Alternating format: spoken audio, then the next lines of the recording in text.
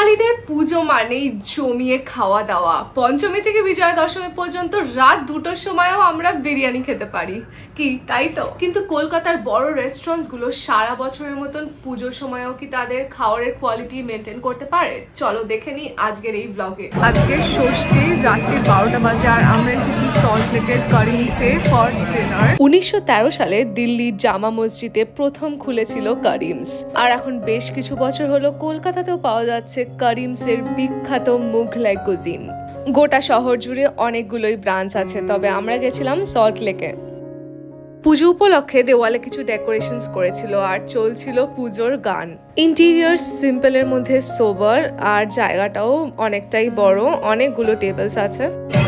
তোমাদেরকে দেখা পুজো স্পেশাল থেকে মেনু আছে আর কিরকম কি প্রাইস আপডেশন হয়েছে। নর্মাল মেনু থেকে পুজোর মেনু অনেকটাই আলাদা, লিমিটেড আইটেমস রাখা হয়েছিল আর দামও সব আইটেমের 30 থেকে 50 টাকা করে বেশি।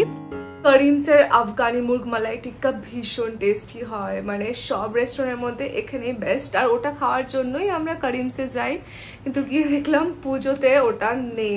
প্রথমেই আমার মনটা একটু খারাপ হয়ে গেছিল। পুজোর ভিড় মেনটেন করার জন্য যে খাবারগুলো বানাতে সময় বেশি লাগবে সেগুলো মেনু থেকে সরিয়ে দেওয়া হয়েছে, তাতে এদের কোয়ালিটিও মেনটেন হবে, তাই ম্যানেজমেন্ট থেকে খুবই ভালো ডিসিশন। পুজোর মেনু থেকে আমরা নিয়ে নিয়েছিলাম কড়াই মাটন আর মাটন কোরমার সাথে গরম গরম তন্দুরি রুটি।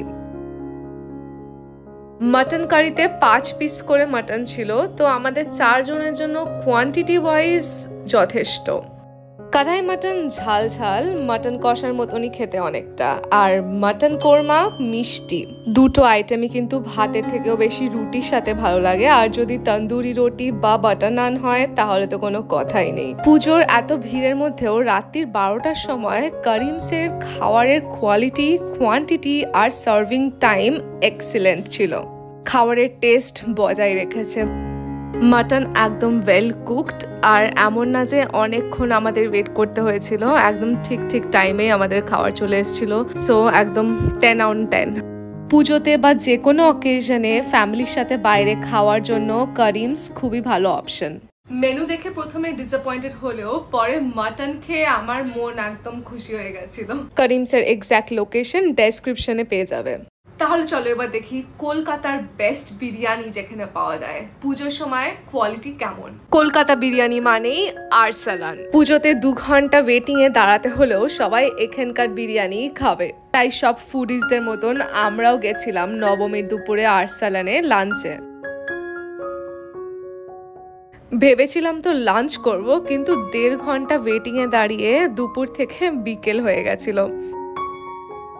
কারিমসের মতন আরসালানেও পুজো স্পেশাল মেনুতে খুবই লিমিটেড আইটেমস, তবে লিমিটেড হলেও এখানে বেস্ট সেলার্স গুলো মেনুতে ছিল, আর পুজো উপলক্ষে দামও ওই 20-30 টাকা মতন বেশি।